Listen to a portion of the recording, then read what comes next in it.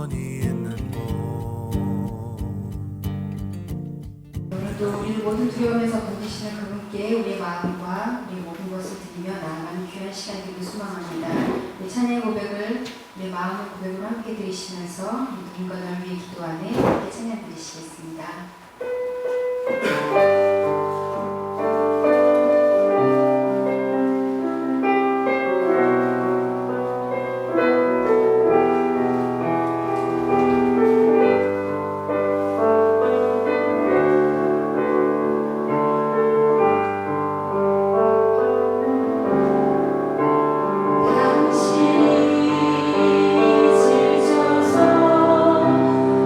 기도할 수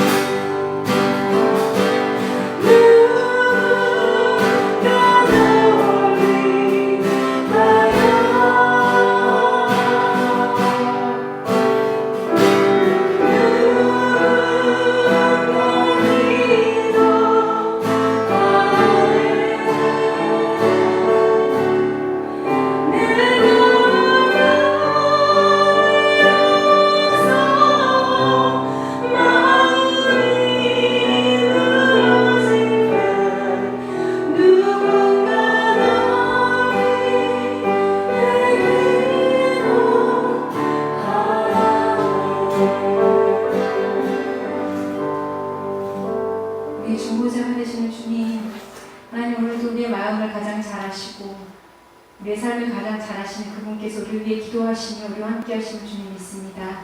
오늘도 우리가 그 주님께 우리의 삶을 드리며 주님과 함께하기로, 주님과 동행하기로 결심하는 귀한 시간 될 수 있도록 예배 가운데 함께하여 주시옵소서. 성령 하나님 우리 가운데 자정하셔서 우리의 마음을 온전히 주님께만 드려지는 귀한 시간 될 수 있도록 주여 인도하여 주시옵소서.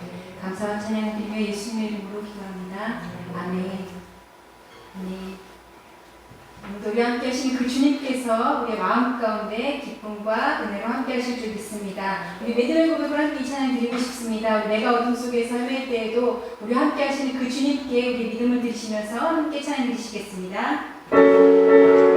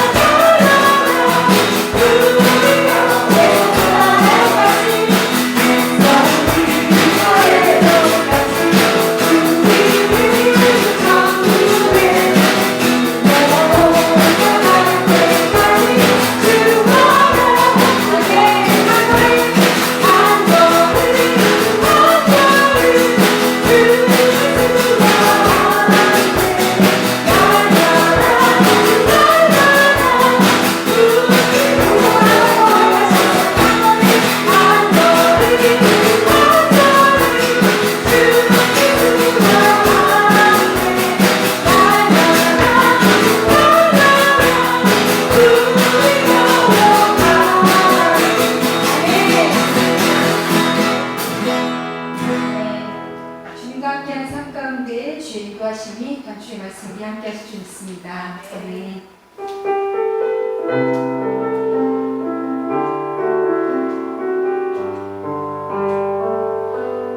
내 아버지 그 품 안에서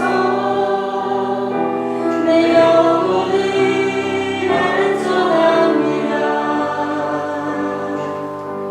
주 손길로 내 삶을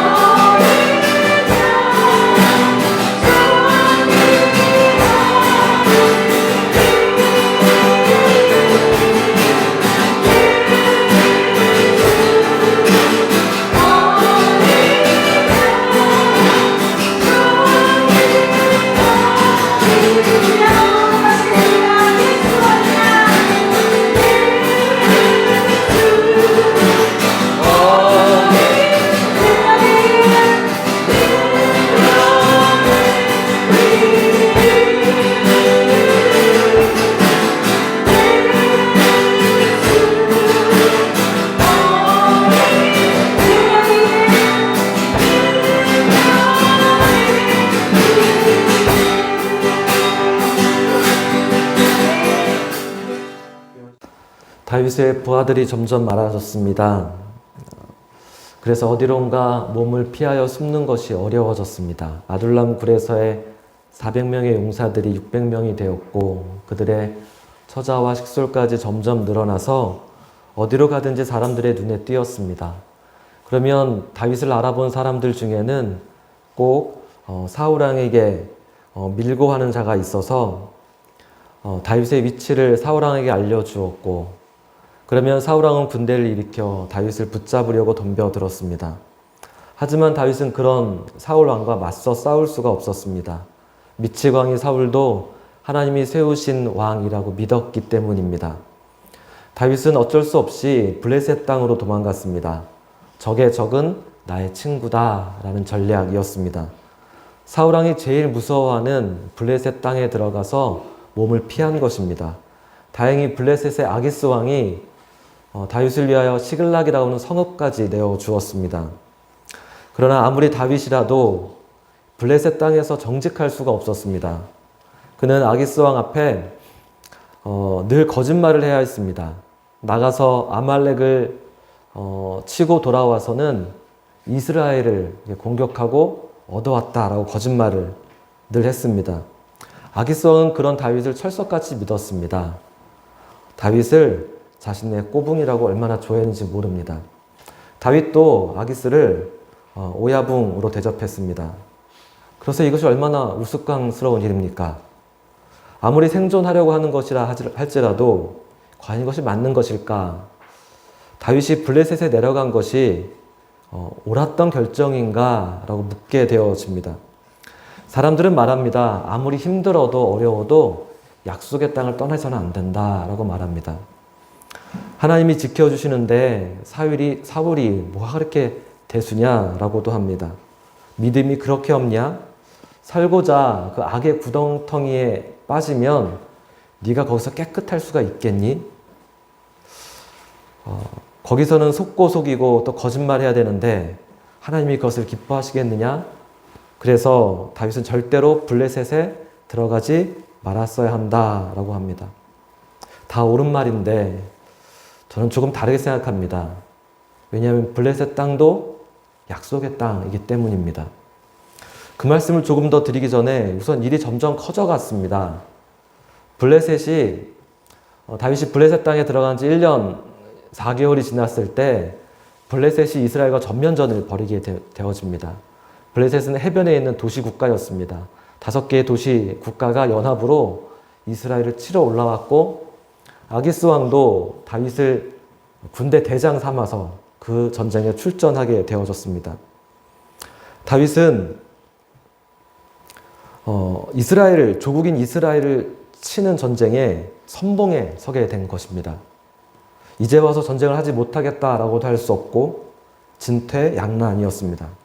꼼짝없이 혈육을 살상해야 되는 그 순간의 천만다행으로 블레셋의 다른 수령들이 다윗을 반대했습니다. 그래서 기적적으로 다윗이 회군할 수 있었습니다. 다윗과 부하들이 시글락성에 돌아왔을 때 왜 비극은 항상 연달아 벌어지는 것일까요? 다윗이 자리를 비운 그 틈을 타서 아말렉 사람들이 쳐들어와서 시글락을 약탈하고 다 불태우고 폐허로 만들어 놓았습니다. 다윗의 부하들은 눈이 뒤집어집니다. 더 충격적인 것은 그들의 분노가 다름 아닌 다윗으로 향하는 것입니다. 백성들이 자녀들 때문에 마음이 슬퍼서 다윗을 돌로 치려 하니 다윗이 크게 다급하였으나 그의 하나님 여호와를 힘입고 용기를 얻었더라. 첩첩산중처럼 고난과 어려움 밀려올 때 다윗은 하나님을 힘입어 용기를 얻었습니다. 그 자세한 이야기는 나오지 않지만 다윗이 어떻게 하나님을 힘입었을까? 그가 약탈자를 추격하러 나섭니다. 600명의 정예 용사를 데리고 전력 질주를 합니다.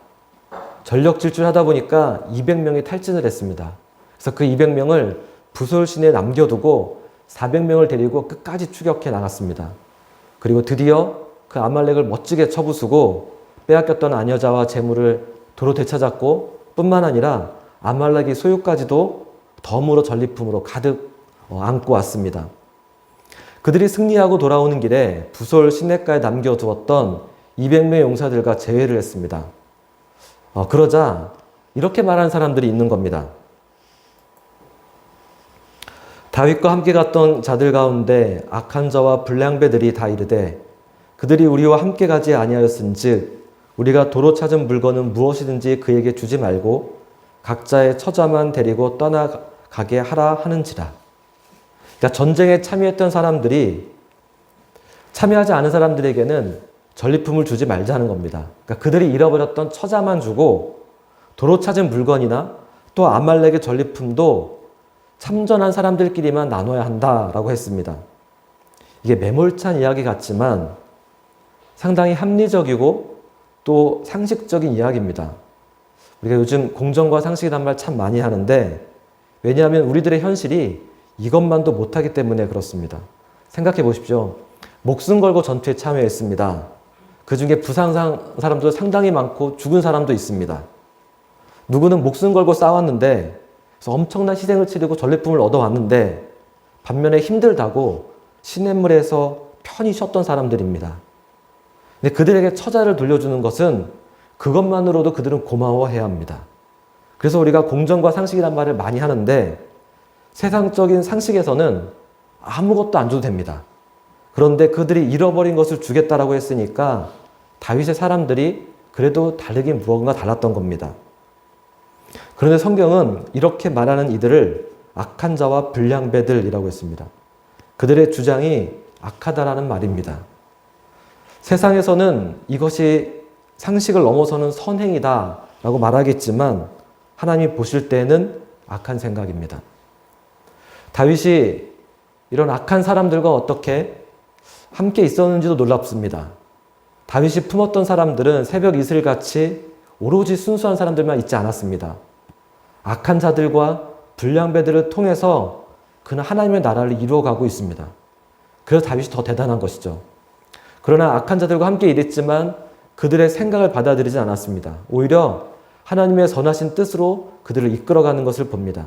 다윗이 그들에게 이렇게 말합니다. 전쟁에 내려갔던 자의 분깃이나 소유물 곁에 머물렀던 자의 분깃이 동일할지니 같이 분배할 것이니라.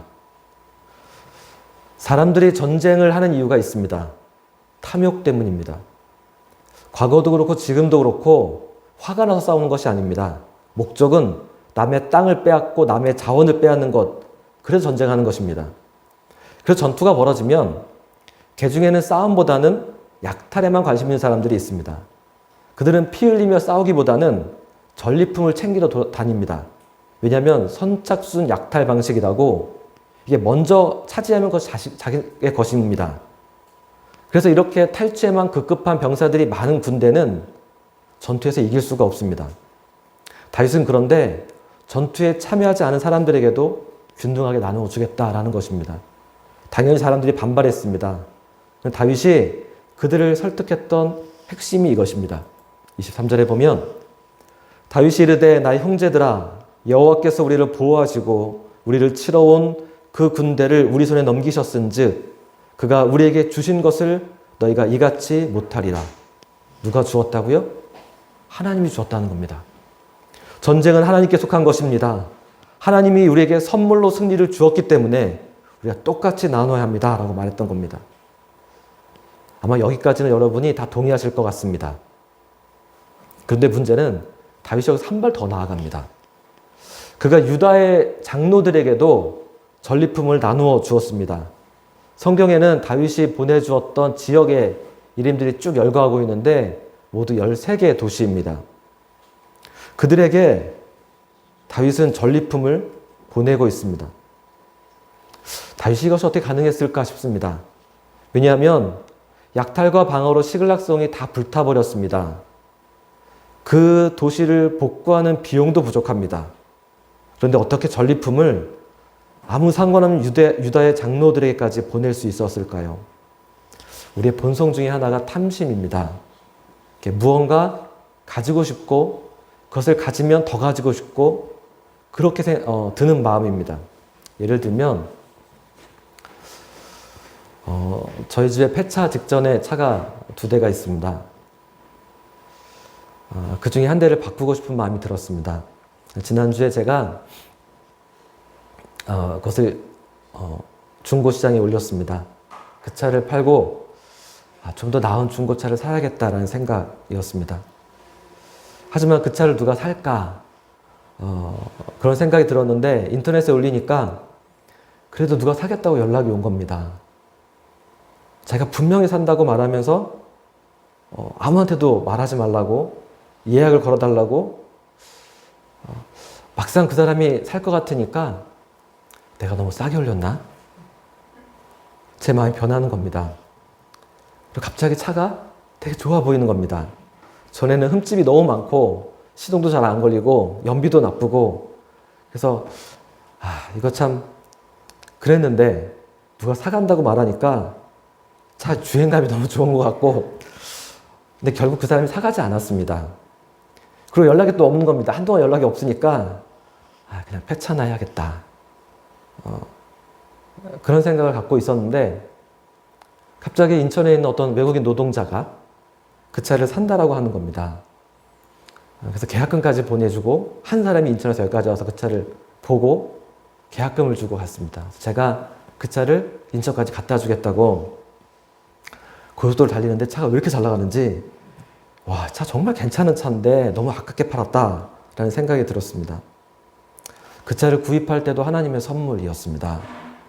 그리고 엊그제 그 차를 보내고 다시 인천에서 다시 다른 차를 제가 살 때에도 하나님이 이렇게 섭리하시고 인도하시고 이렇게 잘 시간도 맞게 하시고 상황도 되게 하시는 그래서 하나님이 참 감사하게 인도하시는구나. 그래서 새로운 차를 이렇게 몰고 오면서 그 드라이빙의 기쁨이라는 걸 처음 느꼈습니다. 차가 이렇게 잘 나가는구나 이러면서 그래 만족할 줄 알았죠. 근데 그렇지가 않은 겁니다. 분명히 더 좋은 차인데 사람의 탐심은 끝이 없습니다. 아내가 한번 몰아보더니 약간 이질감이 있다고 저는 익숙한 차가 더 좋다고 하니까 또 더 다른 차를 사야 되나? 이런 생각이 또 이렇게 드는 겁니다. 오늘이 6월의 마지막 주일입니다. 다음 주가 맥주 감사절입니다. 올해도 절반이 지나가고 있습니다. 성경은 세월을 아끼라 때가 악하니라 기회를 사라 라고 말씀하십니다. 우리가 붙잡아야 될 기회가 무엇일까요? 지금 우리가 해야 되는 가장 중요한 일이 무엇일까요? 다윗은 어떻게 탐심을 버리고 감사하는 마음을 가질 수 있었을까요?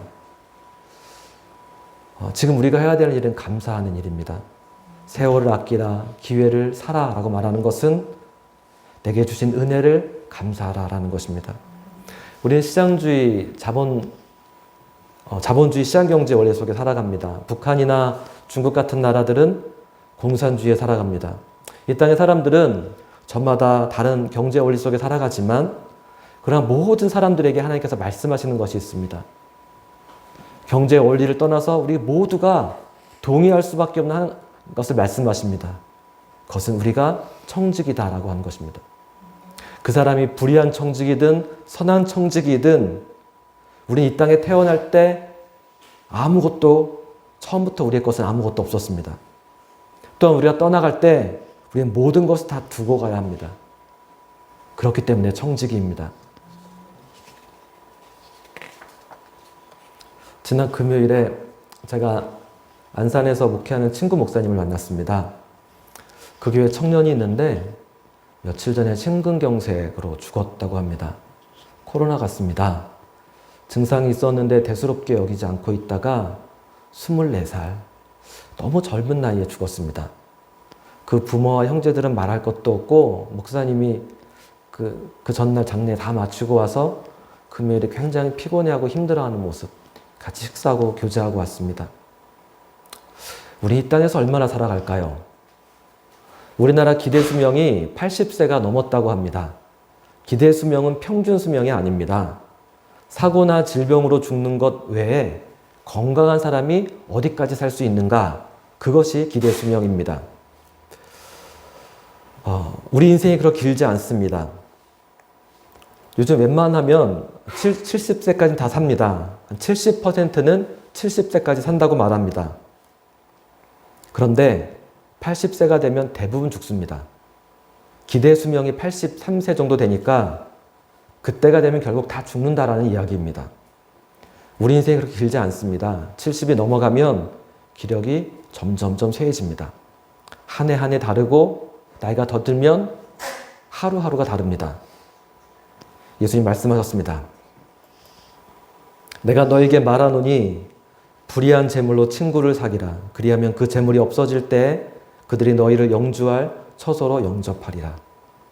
다윗이 불의한 재물로 친구를 사귀었습니다.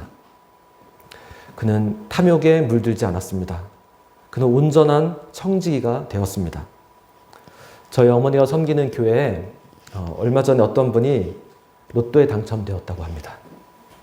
불과 얼마 전인데 로또에 1등에 당첨되었다고 합니다.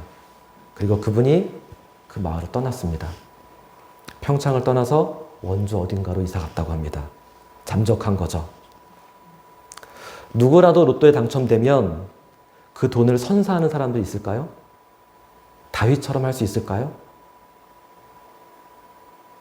다윗은 어떻게 그와 같은 재물을 유다의 장로들에게 이렇게 보내줄 수 있었을까요?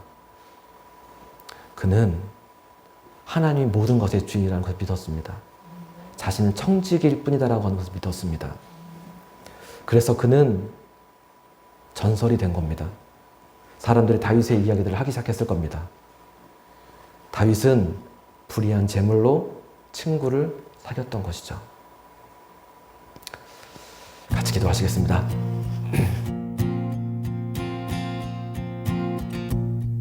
주님의 마음이 있는 곳, 주님의 시선이 있는 곳, 내가 있기 원하네.